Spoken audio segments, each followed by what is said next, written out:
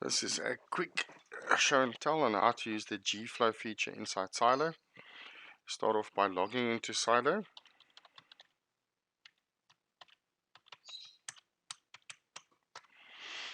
Logging into Silo will take you to the menu. Obviously the Silo look and feel will change based on the company that you're associated with, so it reflects your company's corporate identity.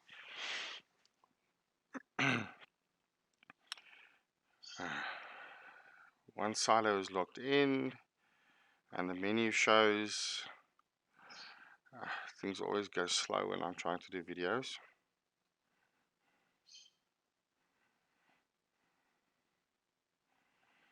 It's almost like she's teasing me on purpose. Okay, the Gflow system is found under Task Management at the bottom here. Opening up will show you a menu item for Gflow. So you'll go into Gflow. Under Gflow, the work basket of tasks that are open and associated with you will be shown on the left hand side. It's quite simple. This is the date on which it was created. This is the business unit or company that it's associated with. And this is the kind of task that you have to do. Okay, so let's pick one of these tasks. Clicking on it will populate the right hand side, which will include again the client or that's associated with this, or the site, what kind of action to complete, what specific. So this is a new unallocated ticket. We've got to investigate a general or do a general device investigation in this case, your deadline if applicable, and then just a text body showing you whatever the email was that generated this. At the bottom here would be a result. Now this is when you're done with this ticket, how to close the ticket. It's quite simple. You were able to complete the ticket, or should something have prevented you from closing the ticket or completing the task, you can click this, and then just the system will force you to pick a reason why. This reason is quite important because it allows management to decide how to make it possible for the guys to complete tasks easier in future. Then saving the result will then take whatever result you've selected here and save it to the system. On the right hand side, is the different components that goes hand in hand with managing the ticket. So if there's any assets associated, you can search for assets based on who owns the asset or the asset number. In this case, I'm going to just pick it based on who owns it. Who owns it would be the site or the client that owns that specific. So in this case, you can see there's one for Crystal Rock demo. Seems to be a demo device. And then adding it to the ticket is as simple as selecting it and then clicking associate selected ticket. So associate selected asset with this task. Stephen's going to kill me about these little tongue numbers that I'm having. Removing it is as simple as selecting the asset and then removing it using this button. I'm going to keep this here for demonstration purposes. So any asset that you've associated can also be managed for its expenses. So in this case, we have an asset, and let's say that we had to add a new charging cable to this device. We had to, and it cost us $150.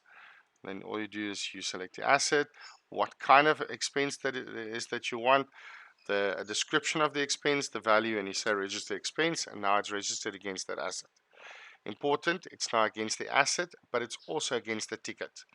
So the ticket will have a total of its own, while the asset will have a total of its own. And this cost is logged against the lifetime of this asset. Okay, this list is controlled by your admins. So if there's any items missing from this list, then I'm sure the admins will be able to add it for you.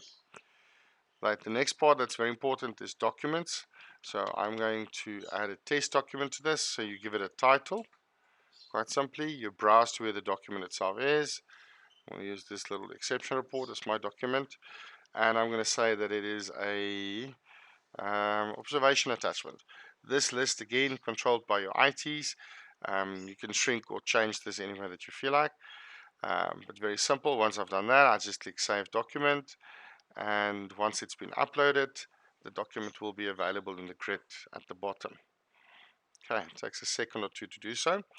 Right, then to access the document on the grid, you just simply double click it. and there's your document. Okay. Then lastly, everything that I'm doing will be listed in the diary. So I can also create manual entries in the diary. So if I would, for instance, like to create a test entry, I can save that. I can also, if I want to, I can take the same message and send it to anybody that's associated with the site. The site in this case is empty. This list is populated based on the persons that are associated with the site using the administration portion of Silo. So your admins would be associating the account managers, the people who own the site, the client names, and so on, and they'll be listed here. So it's as simple as clicking on send message, selecting the person, and whatever you've typed here, when you save entry, will also be emailed to them. A final important feature is at the bottom. Because tasks are so fluid and workflow is quite high these days, you can request a change in deadline. So let's say you've realized that this ticket's going to take a week longer because of material that's missing, whatever the case is. You just simply pick a reason why. I'm going to say not enough time allocated. And then till when do I need this? I need my deadline to move to the 31st. And then you just click request change. And so once you've done that, and a special message is sent to your admin or your line manager, will allow them to via Silo accept or decline that change in deadline. Accepting the deadline will obviously then adapt it over here and will give you more time to finish your work.